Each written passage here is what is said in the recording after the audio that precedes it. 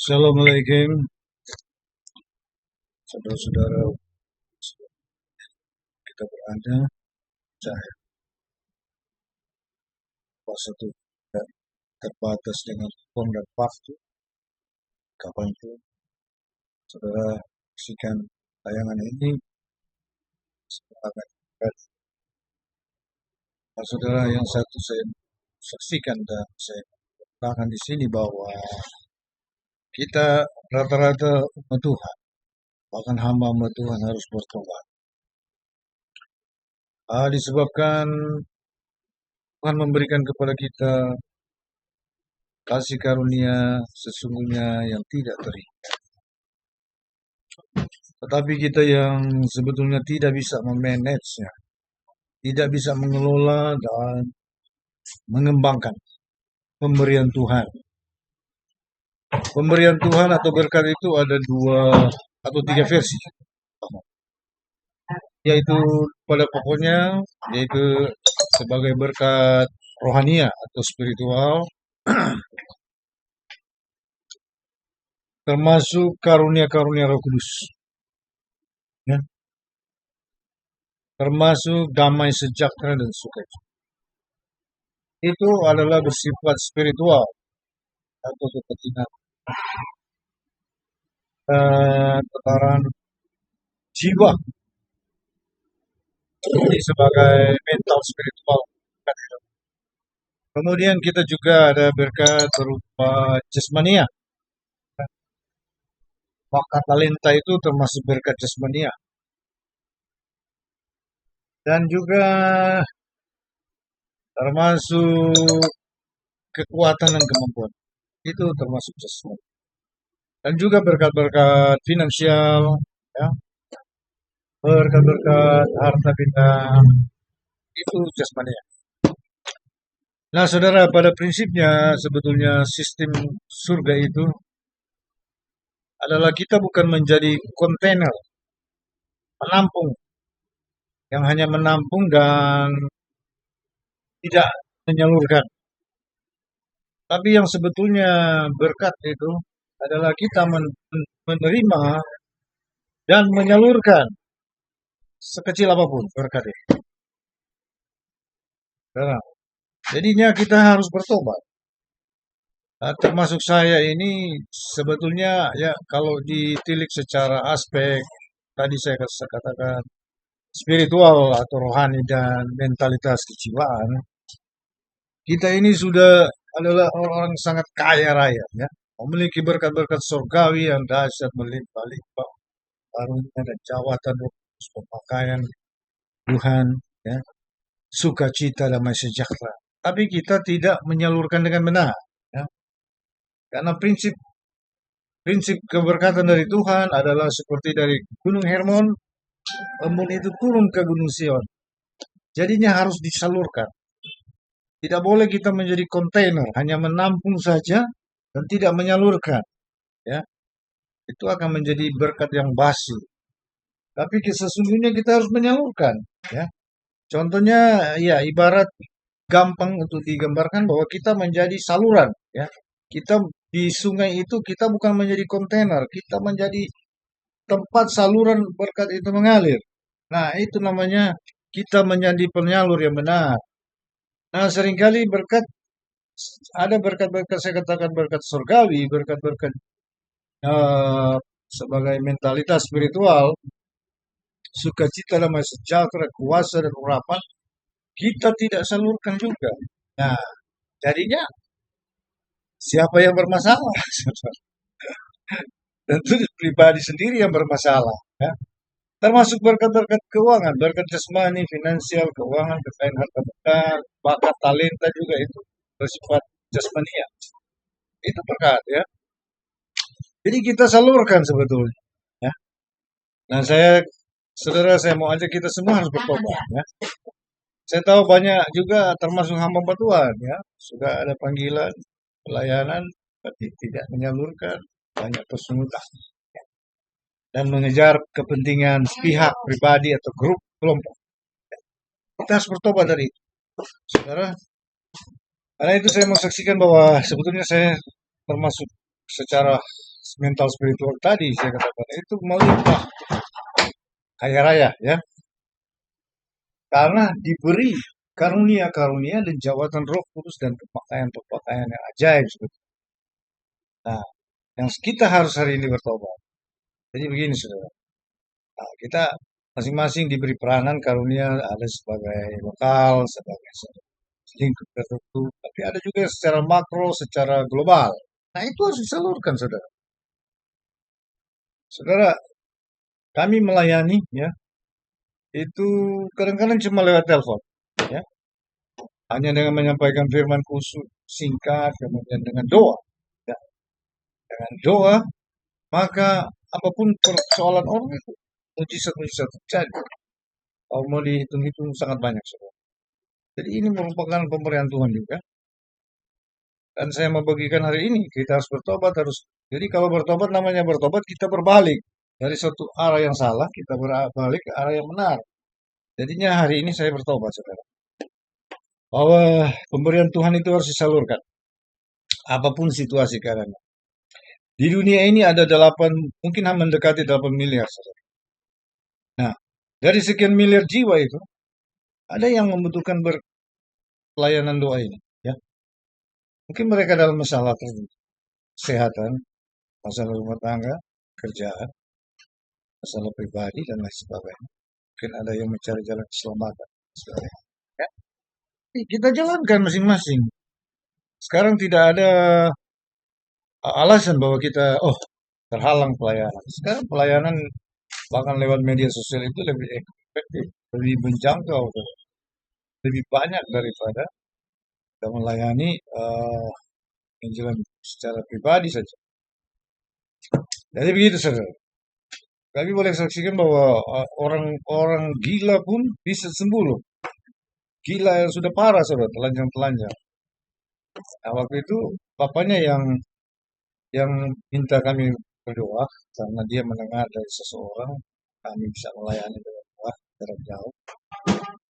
Kami berdoa saudara. Pada bapak itu kami sampaikan, bapak, anak bapak tidak berdaya. Jadi sekarang iman bapak yang menentukan ya. Iman bapak yang diperlukan supaya anak bapak itu sembuh. Dan dia percaya saudara, dan kami menyampaikan firman Tuhan secara singkat. Dan atas dasar firman itu kami berdoa. Ya. Jadi doa yang pertama itu anaknya itu ya seorang general manager sudah di suatu perusahaan besar. Ya, nggak tahu kenapa dia ya, jadi seperti itu.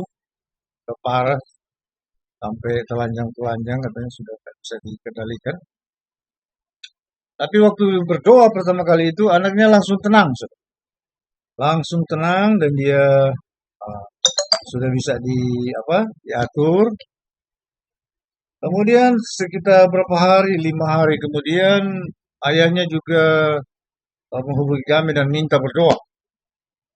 Maka kami berdoa sekali lagi. Memang ada penglihatan waktu doa pertama itu, bahwa memang ada satu kuasa jahat yang dikirimkan dan masuk ke dalam otak daripada anak sehingga itulah penyebab daripada penyakit mental anaknya itu. Jadi ketika didoakan itu sudah dikeluarkan.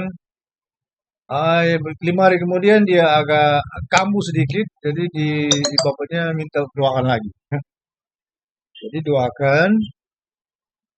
Kemudian kami sudah tidak ada berita sekian hari, hampir seminggu, tiba-tiba papanya menelpon bahwa ternyata mereka sudah di rumah dan anaknya sudah keluar berapa hari, memang sudah sembuh total. Sembuh total. Ya. Jadi itu contoh saudara, penyakit apapun, termasuk penyakit fisik ya, atau pergumulan-pergumulan.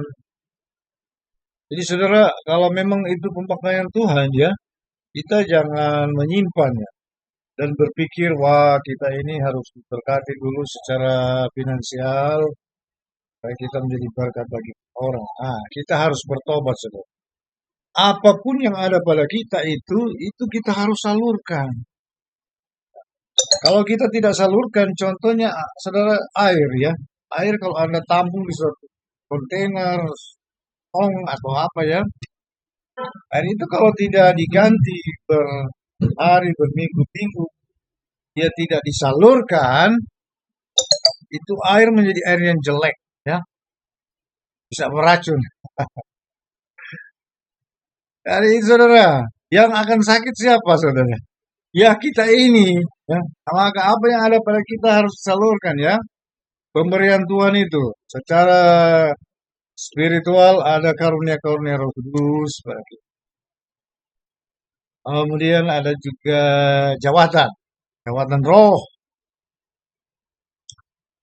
Ada juga jabatan ya, jabatan secara organisasi. Jangankan saudara. Kalau tidak ada berarti kita adanya sama aja saudara. Karena manusia itu kan dia akan diminta pertanggungjawaban sebagaimana apa yang dia miliki. Ada yang punya satu talenta, dua talenta, tiga talenta, empat talenta. Jadi masing-masing orang harus bertanggung jawab, ya mengelola dan mengembangkan. Itu perumpamaan di dalam firman Tuhan itu Tuhan mengajarkan bahwa talenta yang ada pada kita itu harus diperlabakan atau dikembangkan. Ya saudara, hari demikian kita harus bertobat. Ya, bertobat apa yang pada kita kita salurkan. Kalau itu kesaksian, saksikan ya dengan kerendahan hati, dengan ketulusan ya. Kadang-kadang kesaksian yang sederhana itu membangkitkan iman daripada orang yang menerimanya, bahkan menguatkan dia, bahkan akan mentransformasi kehidupannya ya. Dengan kesaksian-kesaksian yang sederhana yang memang terbukti.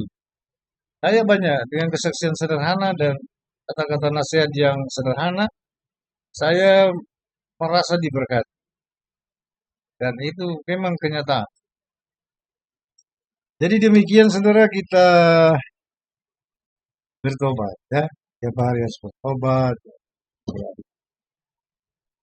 Nah ini sebetulnya ada hal-hal karunia-karunia itu dan pakaian Tuhan secara mental spiritual, kuasa kesembuhan dan lain-lain.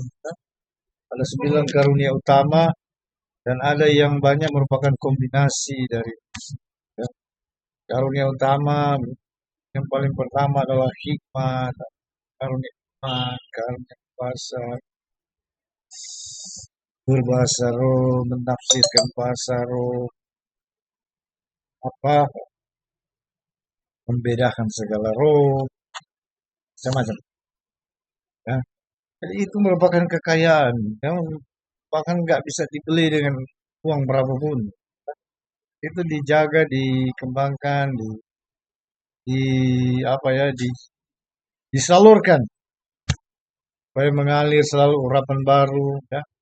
Ibarat minyak, saudara, urapan itu begitu. Kalau tidak disalurkan, dia ya minyak sudah tahu, minyak urapan pun di dalam perjanjian lama bisa menjadi busuk loh.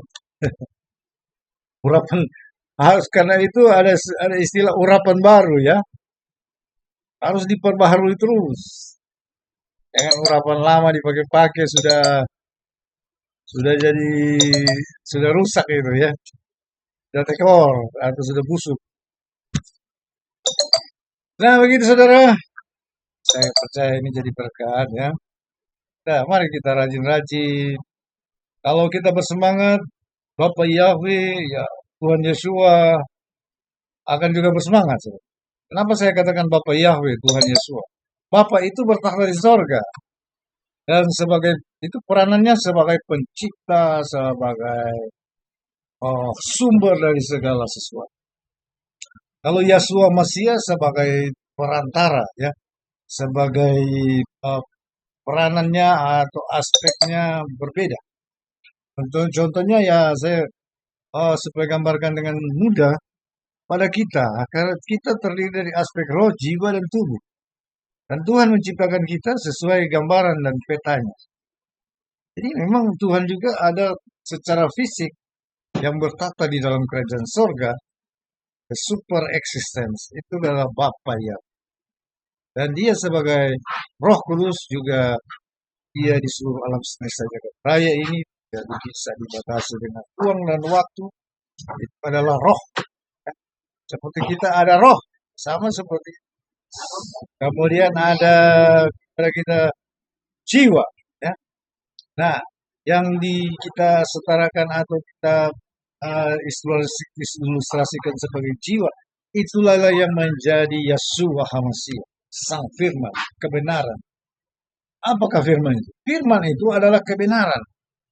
Yohanes 17 ayat 17. Firman itu adalah kebenaran. Saudara, firman inilah yang menjadi Yahshua HaMashiach. Kenapa namanya Yahshua? Ya, ini kalau secara teori dan teologis, ini pusing akan banyak kontradiksi. Tetapi secara wahyu, ya, itu nama Yeshua, ya, dalam tulisan asli Yeshua. Secara tradisi benar. Ya.